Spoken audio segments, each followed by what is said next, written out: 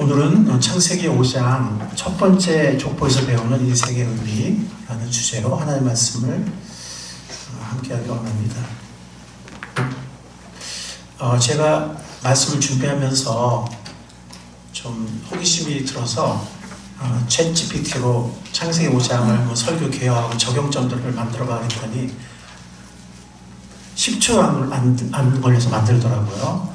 10초도 안 걸려서. 근데 그래서 요즘에는 목사님들이 좀 설교 준비가 쉽겠다 이런 생각도 했지만 서울의 많은 교회들, 아니 서울만이 아니라 지금 많은 교회들, 특히 하여튼 많은 교회들이, 성도들이 이렇게 우리처럼 작은 교회는 그게 어렵겠지만 목사님이 설교하면 창세기 5장이다 그러면은 챗GPT를 쳐본대요. 그래서 챗GPT 설교랑 목사님 설교 비교한대. 그래서 만약에 정말 챗GPT를 너무 의존해서 설교를 만드는 목사님들은 더 힘들어졌어요. 금방 뽀록이 나거든. 근데 나름 잘 만들었지만 그게 다 정확하진 않더라고요.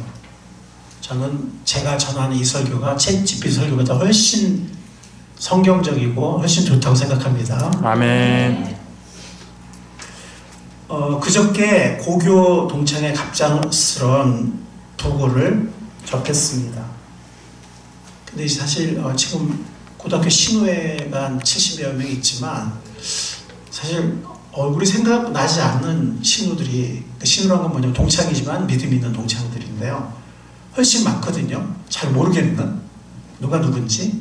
근데 그중에 일부만 이제 이름하고 얼굴이 매치가 되고 하는데, 이번에 갑작스럽게 부고를 접한 그 동창은 제가 같은 반을 하기로 했어서, 또 키도, 제가 고등학교 때 키가 좀 작았거든요. 키도 좀 비슷해가지고 좀 이렇게 짝꿍도 하고 이렇게 가까이 앉았던 그런 친구였어요. 얼굴도 선명한 기억이 나고. 그래서 지금 서울대 약대를 나와서 중견 제약회사의 CEO를 하고 있었던, 그래서 한 동기는 이런 글을 올렸더라고요.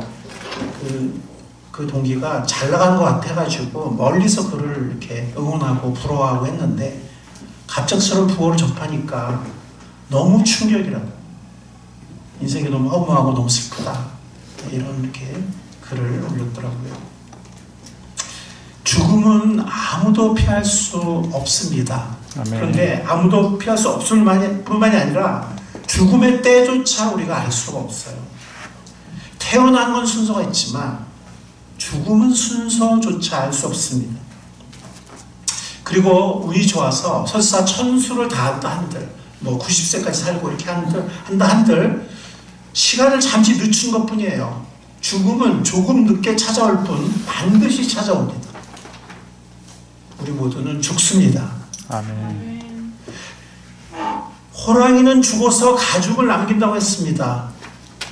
여러분들, 우리가 앞으로 20년 후, 30년 후, 어떤 우리 청소년들은 60년 후, 70년 후에 죽을 텐데, 우리가 죽으면 이 땅에 뭐가 남을까요?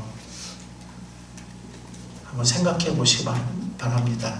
내가 죽으면, 호랑이는 가죽을 남긴다고 했는데 내가 죽으면 무엇이 남을까? 우리 창세기 5장 1절부터 5절 말씀을 함께 다시 한번 보도록 하겠습니다. 오늘 본문 말씀이 창세기 5장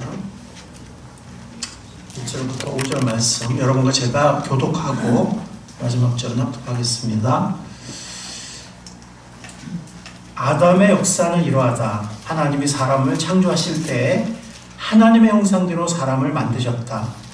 하나님은 그들을 남자와 여자로 창조하셨다. 그들을 창조하셨던 날에 하나님은 그들에게 복을 주시고 그들의 이름을 사람이라고 하셨다.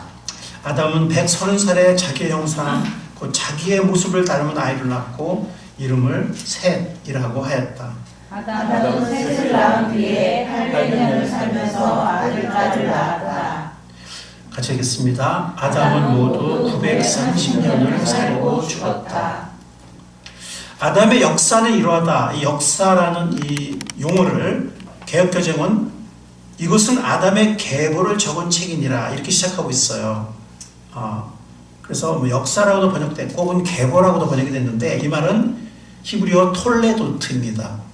톨레도트라는 이 명사는 얄라다라는 동사에서 파생돼서 얄라다 뭐냐면 자손을 낳다 이런 말이에요. 아들, 딸을 낳다 이런 말이거든요. 그러니까 톨레도트는 자손들의 계보 혹은 자손들의 이야기 이런 말이에요. 그래서 야곱의 약전은 이러하다 개역개정에 그러면 그 위에 누구의 얘기가 나올까요? 야곱의 얘기가 아니라 야곱의 후손인 요셉 얘기가 나와요. 이해하시겠죠? 예. 여기도 마찬가지예요. 아담의 계보인데 아담은 짧게 나오고 후손들의 계보가 쫙 나옵니다. 그래서 톨레도트는 나타라는 얄라드에서 파생됐기 때문에 많은 경우에는 그 후손들의 이야기 혹은 후손들의 계보 뭐 이런 뜻입니다. 자, 그런데 보면 아담이 누구의 형상대로 지음을 받았다고 그랬죠? 하나님 형상을 지음받았습니다. 정말 놀라운 일이죠. 원래는 하나님의 형상으로 지음받은 거예요. 우리 인간이. 놀라운 일입니다. 하나님의 형상으로. 이거를 뭐 이마고 데이라고도 하는데 라틴어로 하나님의 형상으로 우리 지음을 받았습니다. 그래서 하나님의 의와 사랑과 진리와 그리고 하나님의 창조성과 이런 것들을 가지고 기쁨의 동산, 행복의 동산 에덴에서 에덴이 한 뭐 서울시 혹은 경기도만 한 땅이라고 했죠. 마음껏 다스리고 연구하고 동식물을 연구하고 다스리고 또 온 땅에 번성해서 이 온 땅을 다스리려는 놀라운 특권, 피조물이지만 하나님의 형상을 지음받은 유일한 피조물이기 때문에 그 피조물이 인간이 번성하면 하나님의 형상이 세상에 가득 차게 되어서 하나님의 통치, 하나님의 나라, 하나님의 왕국이 이루어지는 것이었습니다. 그러나 인간이 죄를 지음으로 아담과 하와가 죄를 지음으로 죄가 들어왔고 인간은 타락했습니다. 그래서 이 땅은 또 저주를 받았죠. 그래서 먹고 살기 힘들어졌어요. 그러니까 굉장히 힘들게 일해야 먹고 살 수 있는 그렇게 됐습니다. 정말 너무 힘들어졌습니다. 그래서 우리는 온 땅을 연구해서 개발하고 공부하고 연구해서 개발하고 다스리고 하는 또 창조하고 하는 그런 엄청난 특권을 받았지만 범죄로 인하여 타락으로 인하여 하나님의 형상이 일그러졌습니다. 아직도 흔적이 남아있긴 해요. 우리 인간에게는. 그래서 인간은 고기가 뭡니다. 모든 피조물과 구별돼요. 하나님의 형상이 일그러졌지만 아직 남아있기 때문에.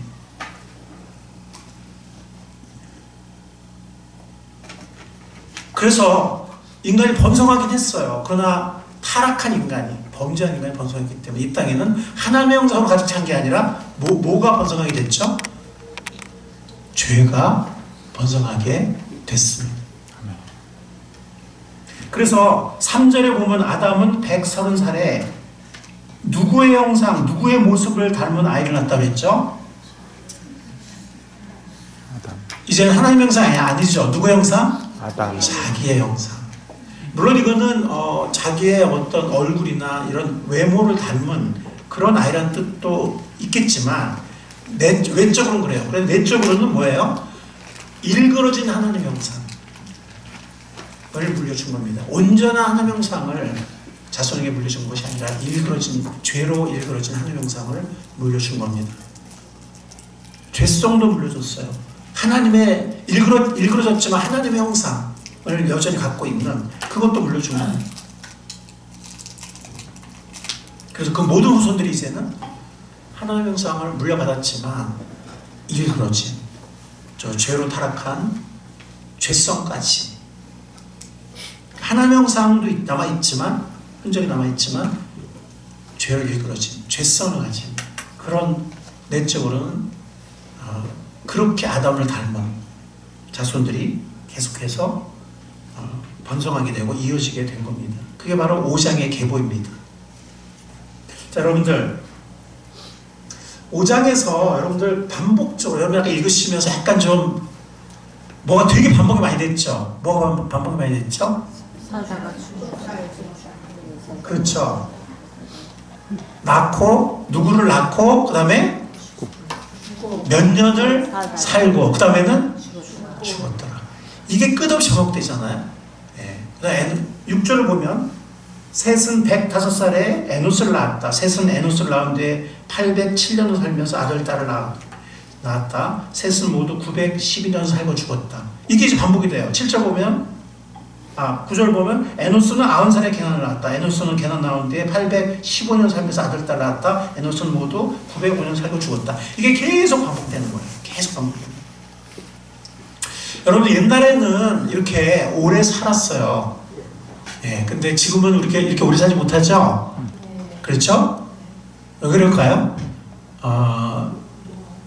이거는 뭐 어느 정도 일리가 있는 얘기인데, 그러니까 그 전에 하나님이 이 땅 아래 물과 땅 위의 물, 수분, 그러니까 강력한 수분층이 있었는데 그것이 해로운 우주선들, 모든 해로운 것들을 막아줬는데 그것이 노왕수가 다 쏟아짐으로 말미암아서 오존층밖에 남아있지 않게 되고, 그 오존층도 지금 점점 구멍이 뚫려서 점점 구멍이 커지고 있죠.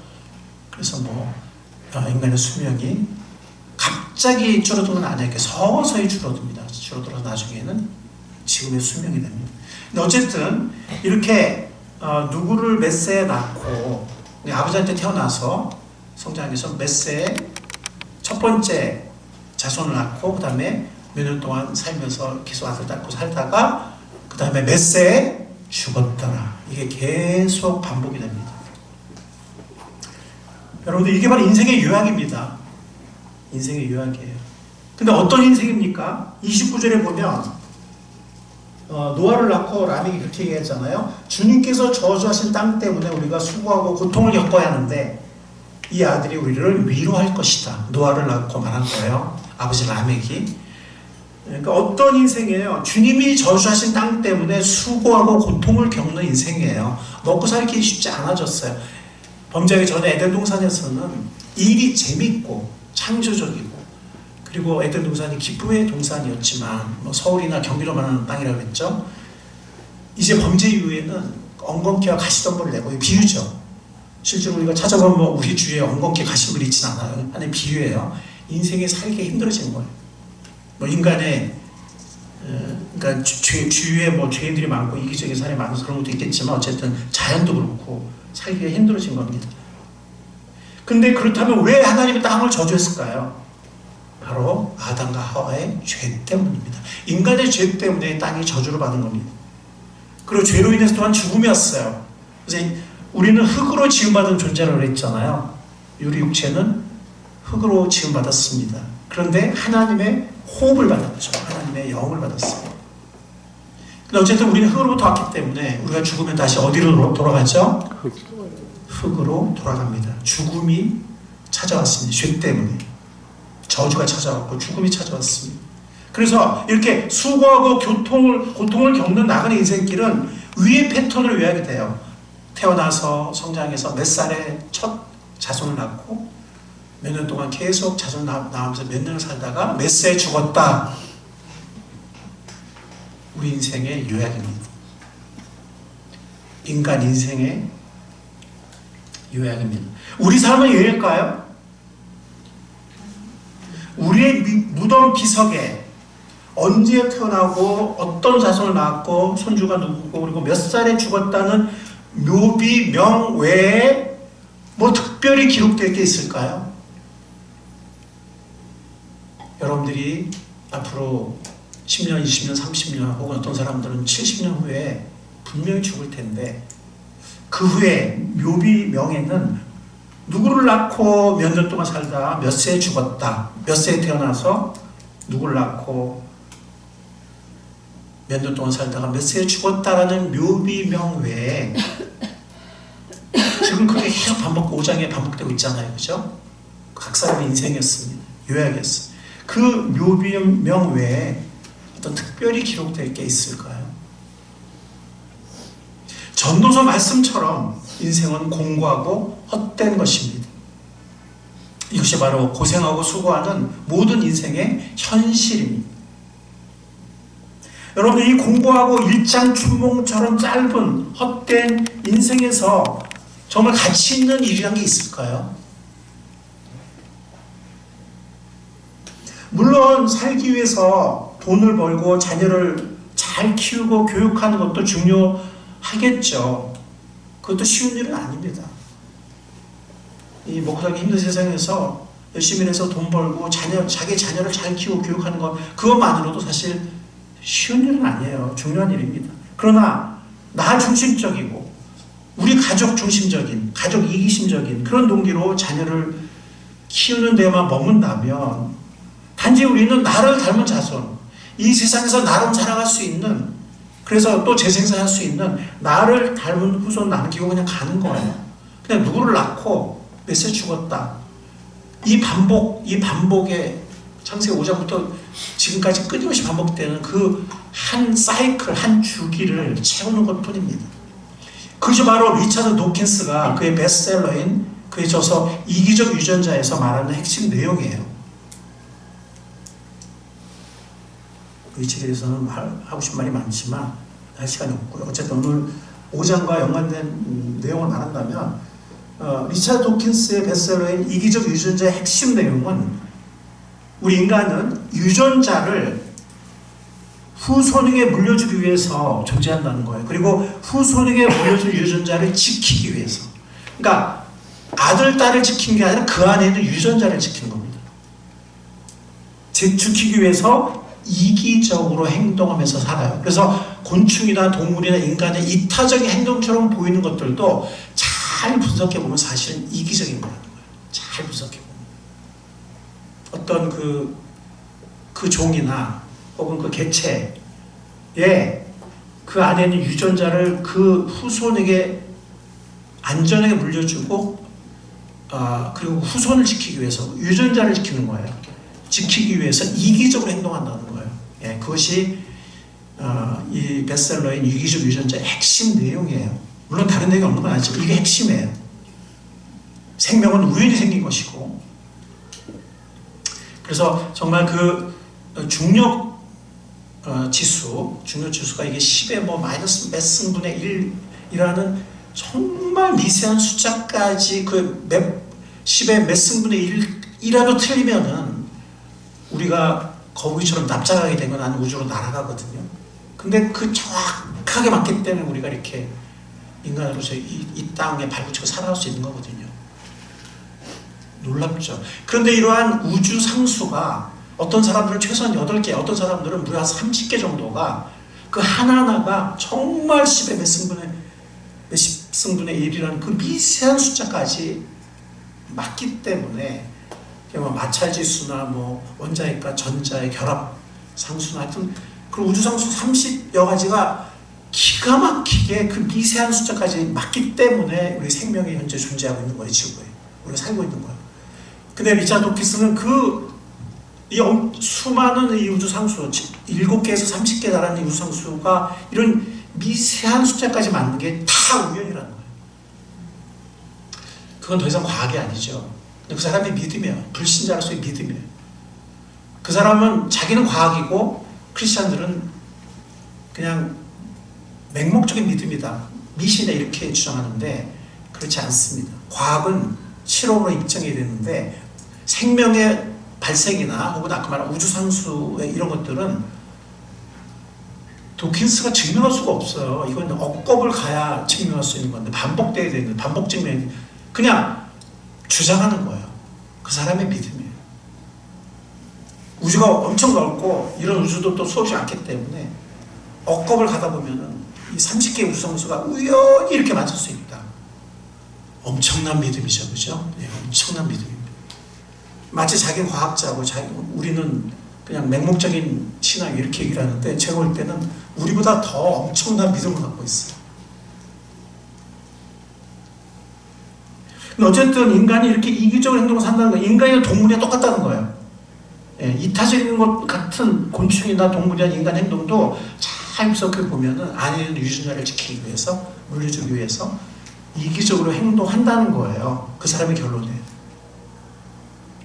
그래서 우리는 유전자를 후손에게 물려주고 죽어요. 우리는 단지 유전자를 후손에게 물려주는, 우리는 인간을 포함한 모든 동물, 유전자를 후손에 물려주는 캐리어일 뿐이에요. 전달자인 껍데기일 뿐이에요. 캐리어 아시죠? 유전자는 계속 이어져요. 영원 불멸이에요. 캐리어는 수명을 당하면 교체됩니다. 우리 인간의 몸이 또 나이가 들면 삐걱삐걱대고 고장나기 시작하잖아요. 교체됩니다. 폐기돼요. 죽음이에요. 유전자는 계속 이어지지만 캐리어는 수명을 다하면 죽어 사라집니다. 그래서 끝없이 낳고 얼마만 살다가 죽고를 반복하는 겁니다. 여러분들, 우리 아들, 딸은 우리 엄마 아빠의 이름이나 출생지나 인생 스토리를 어느 정도 알죠. 그죠? 저는 어머니가 돌아가시기 전에 북한에서부터 있었던 우리 두 가문의 이야기, 특히 처가댁은 선교사 그때 믿음을 받고 몇 대 전에, 우리 아버님 쪽은 뭐 그냥 불신 지주였지만 그 공산당한테 망했지만 어쨌든 그거 돌아가시기 전에 다 몇 번씩 제가 확인해 들었어요. 잊지 않으려고. 근데 요즘은요, 손주까지만 가도 벌써 할아버지 할머니가 어떤 분인지 몰라요. 이름 간신히 기억하고 3대 4대 내려가면 뭐 이름도 잘 기억 못해요. 고향 몰라요. 출생지 모릅니다. 그런데 다른 사람들이, 자손도 그런데, 자손도 벌써 3, 4대만 내려가도 모르는데, 다른 사람들이 누가 우리가 죽은 후에 우리의 이름조차 기억하겠습니까? 소위 이기적 유전자에서 유전자의 캐리어에 해당하는 유전자를 전달하는 도구에 불과하는 우리 각 세대의 한 사람의 삶의 의미가 무엇일까요? 창세기 5장은 이 끊임없는 낳고 살다가 죽고를 반복하는 이 패턴에서 벗어나는 두 사람의 삶을 특별히 주목합니다. 누구하고 누구죠? 5장, 제 얼굴 보지 마시고 5장을 보세요. 네, 제 얼굴에 쓰이지 않습니다. 이 패턴, 살다가 누굴 낳고 몇 세 동안 자식을 낳다가 살다가 몇 세에 죽었다. 이 패턴을 에서 벗어나는 두 사람이 있습니다. 누굽니까? 에녹하고 노아입니다. 첫 번째 예외는 에녹입니다. 에녹의 하나님과 동행했다는 이야기는 이 지루하고 반복적인 인간의 족보기사, 몇 세에 누굴 낳고 몇 년 동안 살다가 몇 세 죽었다라는 이 인간의 족보기사에서 첫 번째로 의미 있는 이야기예요. 에녹은 하나님과 동행한 사람이었습니다. 이 동행했다, 할라크라는 히브리 동사거든요. 할라크는 그냥 걸어 다녔다 이런 말이에요. 영어로 walk예요. 근데 이것이 히트 파일형이라는 독특한 동사원을 가지게 되면 이것이 어떤 반복의 의미도 있으면서 영적인 의미를 띠게 돼요. 하나님과 동행했다고 할 때는 반드시 할라크라는 히트 파일형 어간을 써서 이 할라크라는 동사를 씁니다. 그래서 우리가 6장 9절에 보면 노아도 하나님과 동행했다 했거든요. 거기도 역시 히트 할라크예요. 네, 모든 믿음의 사람들, 아브라함도 그랬고 다윗도 그렇고. 그래서 이 에녹이 하나님과 동행했다는 이야기는 유일한 첫 번째 예외예요. 누굴 낳고 몇 년 동안 살다가 몇 세 죽었다. 유일한 예외입니다. 첫 번째 예외입니다. 이것은 24절 한번 읽도록 하겠습니다. 5장 24절 읽겠습니다. 시작. 에녹은 하나님과 동행하다가 사라졌다. 하나님이 그를 데려가신 것이다. 어디로 데려가셨을까요? 하늘로 데려가셨겠죠, 그죠? 지옥으로 데려가진 않으셨겠죠? 하나님이, 그죠? 첫 번째 휴거예요, 첫 번째 휴거. 그래서 이 데려가시기 전까지 몇 년을 하나님과 동행했다고 그랬죠? 300년을 동행했습니다. 무려 300년을 동행했습니다. 300년의 로맨스예요. 무려 300년 동안 에녹은 하나님과 사랑의 교제를 하며 동행했습니다. 그리고 결국엔 하나님이 그를 너무나 기뻐하셔서 하늘로 데려가셨어요. 히브리서 11장 5절에 나온 것처럼 하나님과 에녹의 교제는 하나님을 기쁘시게 했어요. 히브리서 11장 믿음장이죠. 하나님을 기쁘시게 했어요. 이들의 교제는 영원한 교제가 되었고 사랑과 기쁨의 교제가 되었습니다. 아멘. 여러분들이 얼만큼 배운 사람들이고 얼만큼 재산을 갖고 있고 어떻게 어려움이 많거나 어려움이 적거나 혹은 어떤 조건에 어떤 가정에 어떤 자녀들과 어떤 배우자가 어떻게 살고 있는지 모르지만 모든 분들이 할 수 있는 특권이 있습니다. 구원받은 사람들이라면 그건 뭐냐면 하나님과 사랑의 동행을 하는 것입니다. 아멘. 저는 이제 한 20년도 안 남은 것 같아요. 저는 85세까지만 건강히 살면 정말 너무너무 감사할 것 같아요. 저희 장인어른 벌써 95세시고 장모님도 90세가 넘으셨지만 저는 그것까지 안 바라고요. 자신 없습니다. 85세까지만 좀 열심히 뭔가 할 수 있다가 갔으면 좋겠습니다. 여러분들의 남은 인생이 몇 년이 남았든 우리 청소년들은 7, 80년을 에녹처럼 하나님과 사랑의 동행을 하시기 바랍니다.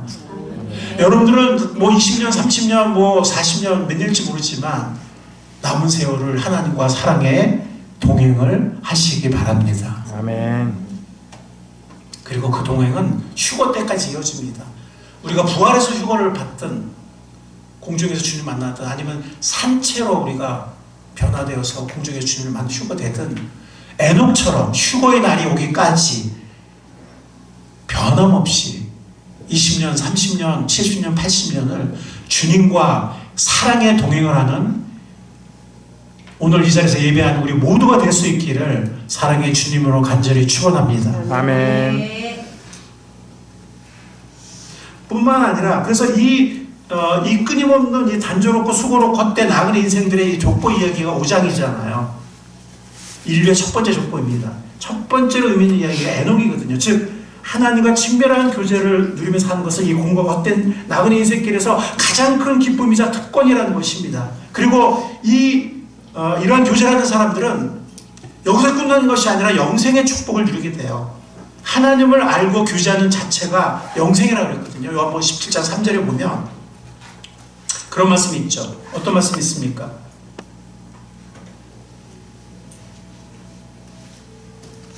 어떤 말씀이 있습니까?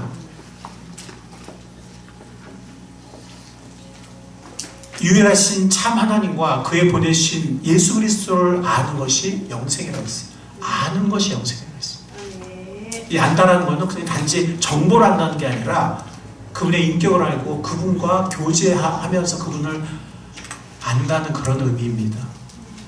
살아계신 참 하나님과 그의 보내신 예수 그리스도를 아는 것이 영생입니다. 아멘. 그 영생은 죽음을 넘어서서 시간을 초월해서 에녹처럼 영원한 하나님의 나라까지 영원한 생명의 축복을 함께 하게 됩니다. 에녹과 같이 하나님과 사랑의 기쁨 가운데 친밀한 교제로 하나님과 동행하는 삶은 타락한 인생을 구속하는 삶이에요. 원래의 삶을 에덴의 삶으로 회복하는 삶이에요.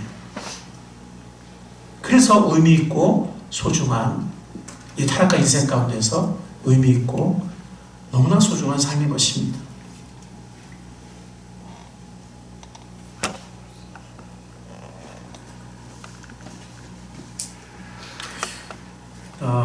그래서 적용을 좀 생각해 보도록 하겠는데요. 여러분 잘 생각해 보십시오. 에녹은 무드셀라를 낳은 후에 하나님과 동행하기 시작해요. 그래요, 안 그래요? 아멘. 맞습니까? 21절을 보면 그 생명을 낳고 나서 하나님을 더 깊이 알게 되고 또 그 자녀를 키우면서 하나님을 더 알게 된 것 같아요. 그래서 자녀 양육은 단순한 생물학적으로 출산해서 생물학적으로 이렇게 우리의 자손을 대를 이렇게 해서 길러내는 단지 그것만이 아니라 자녀 양육은 영적인 전환점이 될 수 있는 너무나 귀한 기회가 되는 것입니다. 자녀를 키우면서 우리는 세상의 가치를 따라 달려갈 수도 있고 하나님과 동행하는 삶의 본을 보여줄 수도 있어요. 그런 통로로 삼을 수도 있습니다. 세상의 가치와 만약 우리가 똑같은 삶을 부모들이 산다면 어떻게 자녀에게 세상과 다른 가치와 소망을 심어줄 수 있겠습니까? 먼저 부모된 우리가 가치의 중심이 하나님의 생각과 같아져야 합니다. 아이가 학업에서 뒤처지면 어쩌지? 라는 불안보다 우리 아이가 하나님을 잘 모르고 성장하면 어쩌지? 라는 고민을 먼저 하는 우리가 될 수 있기를 바랍니다. 자녀가 밤늦게까지 학원에서 공부하느라 피곤해서 예배에 빠지고 싶을 때도 하나님을 만나는 시간, 예배하는 시간, 그리고 하나님과 동행하는 삶을 우선시하는 선택을 가르치는 우리들이 될 수 있기를 바랍니다. 아멘. 신학은 말로만이 아니라 삶으로 가르쳐야 합니다. 하나님과의 동행은 내가 직접 살아서 좋은 것을 보여주어야 따라옵니다. 때로는 분주한 일상에서 짧은 기도가 낭비처럼 느껴질 수도 있겠죠. 이렇게 짧게 기도해서 뭐 할까? 그러나 하나님과의 짧은 대화가, 짧은 기도가 하루 전체를 바꾸고 삶을 바꿀 수도 있습니다. 영화 워룸이라는 옛날에 옛날에 또 굉장히 감명 깊은 영화를 본 적이 있는데 그 같은 감독이 맞는 것 같아요. 근데 아직은 제가 이거 소문만 듣고 보지 못했는데 언제 한번 우리 같이 모여서 한번 보면 어떨까 싶어요. 이 영화 워룸은 기도라는 소재를 통해서 하나님과 동행하는 것이 우리 삶을 얼마나 바꿀 수 있는지를 잘 보여줍니다. 엘리자베스는 성공한 부동산 중개인이었는데 정작 가정은 무너져가고 있었어요. 남편 토니는 바쁜 회사 일에 몰두하면서 다른 여자와 부적절한 관계를 빠졌고, 근데 우리가 정말 배우자와 정말 의미 있는 그런 깊은 대화를 계속하지 못한다면 사실 둘 다 이런 유혹에 잠재적으로 사실 노출되어 있는 거죠. 예. 그리고 딸은 점점 엄마에게 마음을 닫아가고 있었습니다. 그러나 클라라 여사라는 분, 그분의 기도의 방을 한번 이렇게 들여다본 후에 엘리자베스도 옷장을 비우고 그 속에서 매일 기도하기 시작했습니다. 남편을 정죄하지 않고 딸을 다그치지 않고 먼저 하나님 앞에 자신의 마음을 쏟아놓았습니다. 그녀의 기도는 어느새 남편을 위한 중보기도로 바뀌었고 하나님의 뜻을 구하는 기도로 이어졌습니다. 놀라운 일은 그 이후 일어났습니다. 남편이 회개했고 딸 역시 마음을 열게 되었습니다. 가정은 완전히 달라졌습니다. 만약 엘리자베스가 기도의 골방에 들어가서 하나님과 동행하는 선택을 하지 않았다면 어떻게 되었을까요? 아마 그녀는 하나님께서 하시는 놀라운 역사를 경험하지 못했을 것입니다. 그녀의 가정은 어떻게 더 불행해졌을지 모릅니다. 사랑하는 여러분, 혹시 지금 내 마음대로, 내 욕망대로 걷는 삶을 선택하고 있지는 않습니까? 지금 내 인생에서 하나님과의 동행이 가장 필요한 영역이 어디입니까? 하나님으로부터 멀어지면 자유스러워 보이지만 인생의 소망이 점점 끊어져 간다는 것을 잊지 마시기 바랍니다.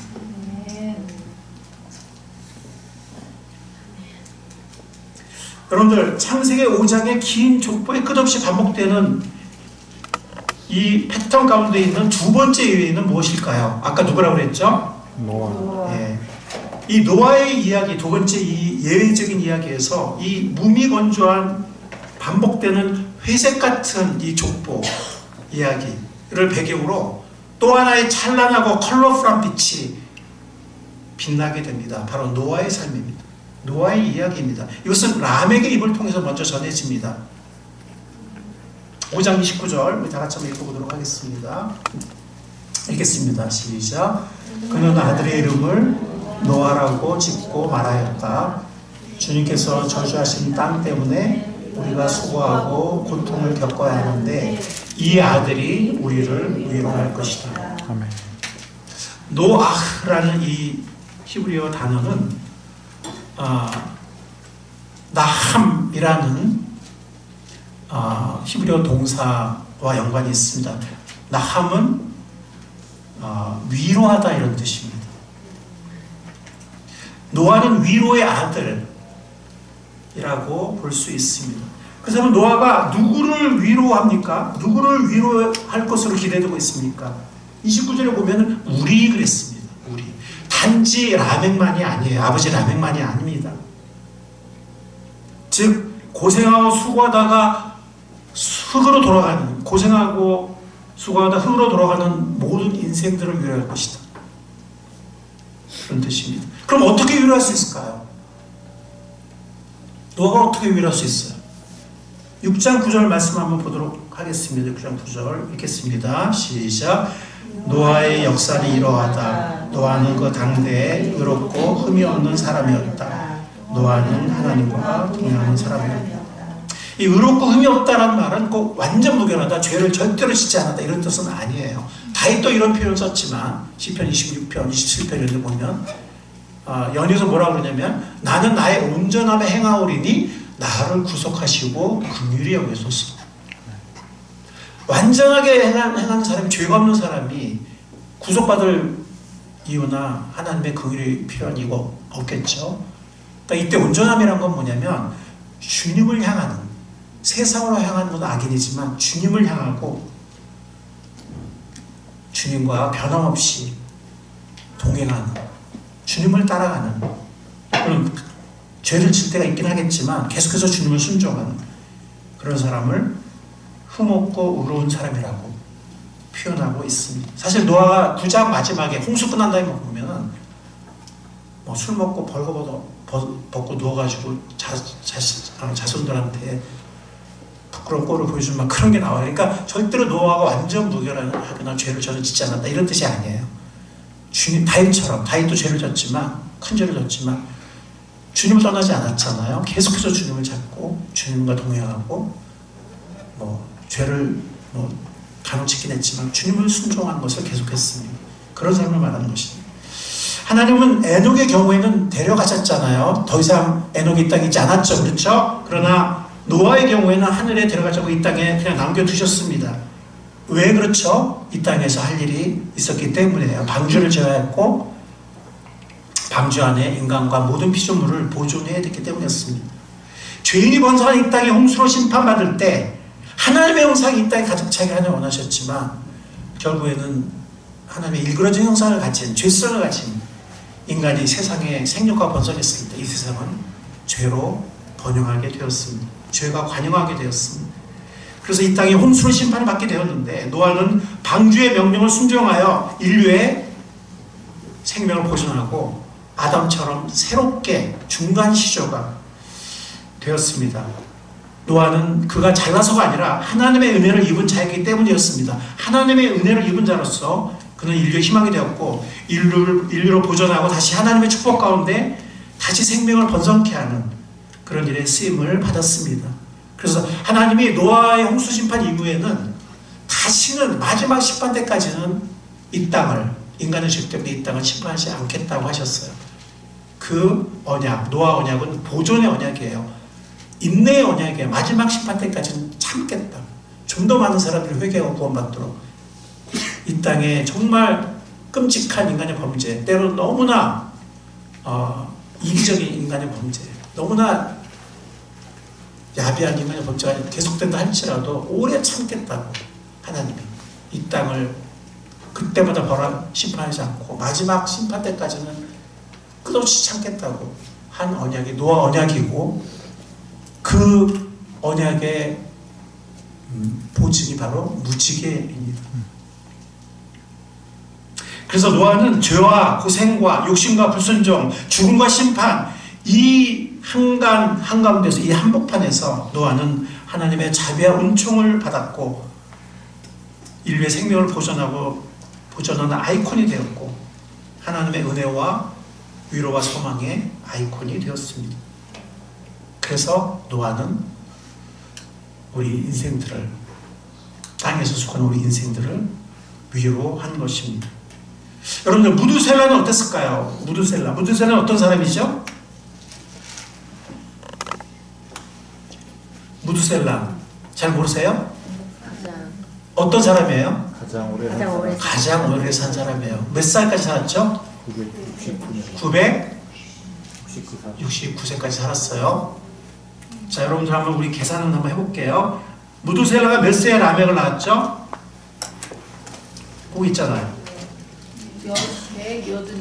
187세에 라멕을 낳았죠. 라멕은 몇 살 때 노아를 낳았죠?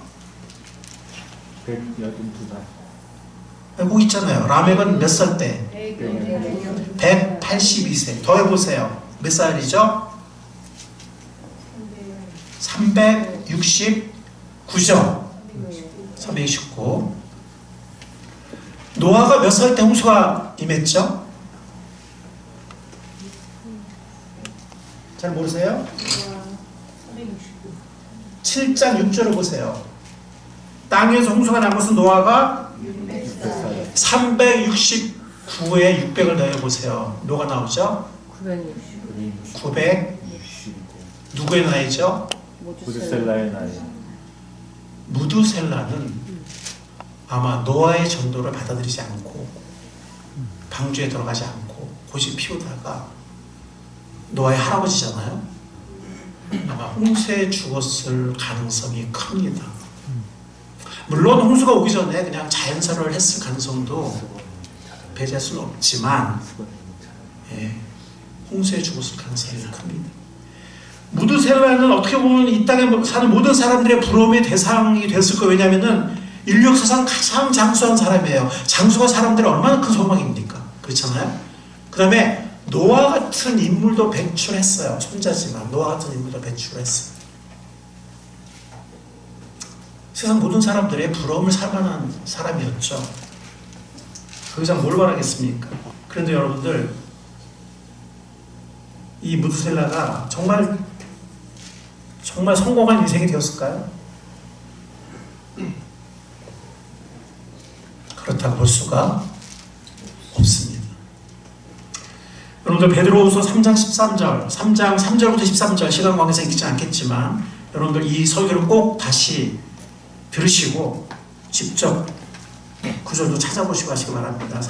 베드로후서 3장 3절부터 13절의 말씀처럼 지금 사람들은 예수님의 재림 약속을 무시하고 만물이 계속 있는데 뭐가 재림이 있다고 그러냐고. 자기 욕망을 추구하며 살고 있다고 베드로후서 3장이 말해요. 주의 재림을 무시하고 자기 욕망을 추구하며 살고 있다. 근데 하나님은 뭐라 그랬죠? 노아와 언약 때는 그랬지만 오래 참으신다 그랬어요. 오래. 당장 심판해야 되지만 이런 못된 것들이 있나 해야 되지만 오래 참고 계신다 그랬어요. 회개의 기회를 주기 위해서. 그러나 끝없이 참기만 하신 건 아닙니다. 어느 날 홍수가 어느 날 도둑처럼 임했듯이 방주 안에 들어간 사람들 외에 다 죽었듯이 심판받았듯이 오래 참고 계시지만 어느 날 도둑처럼 갑자기 주의 재림의 날이 임할 것입니다. 아멘. 그리고 돌이킬 수 없고 피할 수 없는 불의 심판이 임할 것입니다. 첫 심판은 물의 심판이었지만 이제 마지막 심판은 불의 심판이 될 것입니다. 아멘. 노아의 삶의 교훈을 정리합시다. 노아의 삶의 교훈을 정리한다면 바로 이것입니다. 공고하고 헛된 인생길에 가장 가치 있는 두 번째 것은 하나님께 쓰임받는 삶이라는 거예요. 첫 번째 가장 이 공고하고 헛된 인생길, 의미 없는 인생길에 가장 가치 있는 첫 번째 것은 뭐냐면 주님과의 로맨스, 주님과의 영원한 사랑의 교제, 주님과의 동행. 두 번째는 뭐라고요? 노아처럼 하나님께 쓰임받는 삶입니다. 다른 사람의 구원을 위해서.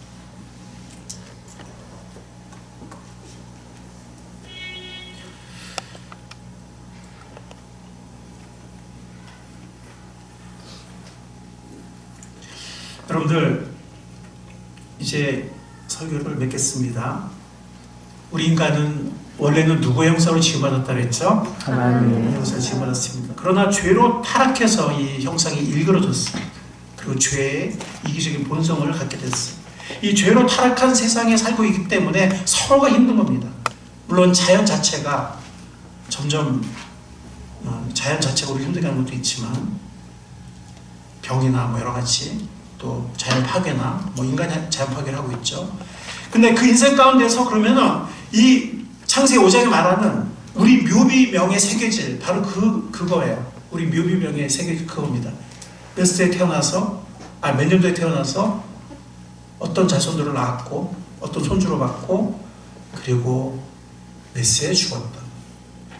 그게 지금 창세기 5장의 인류 최초의 족보거든요. 지금까지 그것은 계속되고 있어요. 공고하고 헛된 나그네 인생길을 사는 수많은 사람들이 바로 이 이기적인 유전자의 캐리어 역할을 하고 한 주기만을 채운 채 험으로 돌아갑니다. 그 인생 가운데서 정말 의미 있는 것이 무엇이겠습니까? 그것은 바로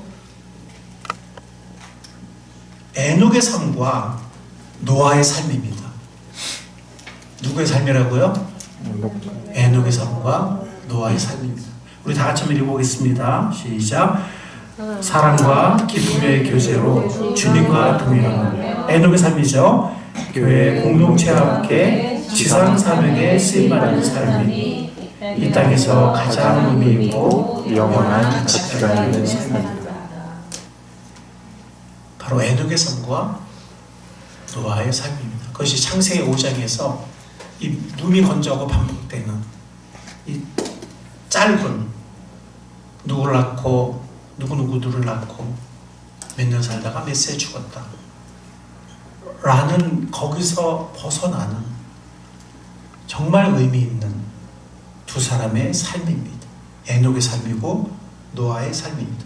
창세기 5장은 단순한 족보가 아닙니다. 한 세대를 지나 다음 세대로 이어지는 믿음의 계보이자 하나님과 동행한 자들의 이름을 기억하는 믿음의 연대기입니다. 아담의 계보는 셋을 통해 이어졌고 에녹을 통해 주님과 동행하는 살아있는 믿음으로 나타났고 라멕과 노아를 통해서 구원의 소망으로 꽃을 피웠습니다. 이제 이 족보가 우리에게 묻습니다. 뭘 묻습니까? 그러면 너희는 어떻게 살 것인가? 제가 여러분들에게 너희라고 말씀드리는 게 아니고 하나님 말씀이에요. 하나님이 창세기 5장의 족보를 내가 너희들에게 주었다. 여기서 너희들은 무엇을 깨달을 것인가? 그리고 어떻게 살 것인가? 이거는 제가 여러분들에게 던진 질문이 아니고 하나님의 말씀이 여러분들에게 던진 질문이고 하나님께서 여러분들에게 도전하시는 겁니다. 여러분들은 창세기 5장 앞에서 어떻게 사시겠습니까? 남은 인생.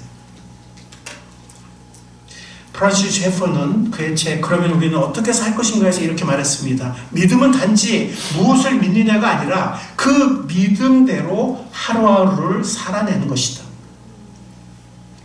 우리는 우리의 힘으로 사는 것이 아닙니다. 그러나 우리가 주님 안에 거할 때 우리는 이런 삶을 살아낼 수 있습니다. 성령의 도심으로 하나님의 은혜의 능력으로 진리의 능력으로 우리는 이런 의미 있고 가치 있는 에녹의 삶과 노아의 삶을 살아낼 수 있습니다. 주님 안에 거할 때. 그러니까 노아의 삶 이전에 에녹의 삶이 중요합니다. 사실 노아도 하나님과 동행했다고 그랬잖아요. 그러니까 쓰임받은 겁니다. 그러니까 내가 주님께 정말 잘 쓰임받으려면 어떻게 해야 됩니까? 나에게 어떤 더 많은 은사와 재물과 뭐 시간과 뭐 넓은 집과 뭐 이런 게 필요한 게 아니라 뭐가 필요합니까? 에녹의 삶이 필요합니다.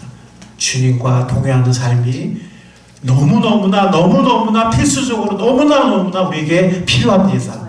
아멘. 그러나 그렇게 주님과 동행하면 주님을 따라가면 주님 안에 거하면 매일매일 주님 안에 거하면 큐티하고 짧든 길든 계속 기도하고 주님 바라보며 성령님을 의지하면 우리는 에녹의 삶을 살 수 있습니다. 그래서 우리는 나아가서 노아의 삶을 살 수 있습니다. 귀하게 쓰임받을 수 있는 것입니다.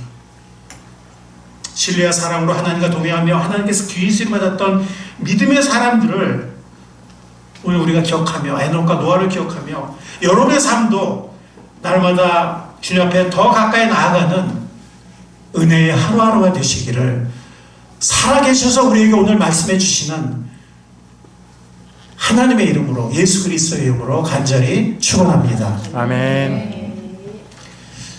은혜의 주님 감사합니다.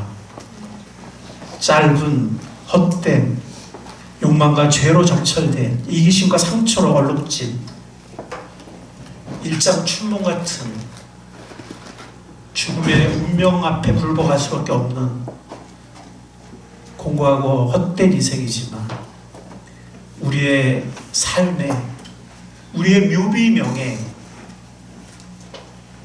더 이상 의미 있게 기록될 수 있는 소망과 의미 있는 삶으로 우리들을 도전해 주시고 불러주신 것을 감사드립니다. 아멘. 그 말씀의 깨우침 앞에 응답하는 그리고 주님 앞에 기도하며 요청하는 결단하는 우리의 귀한 삶이 되게 하여 주옵소서. 아멘. 살아계신 주 예수 그리스도 이름으로 기도했사옵나이다. 아멘. 아멘.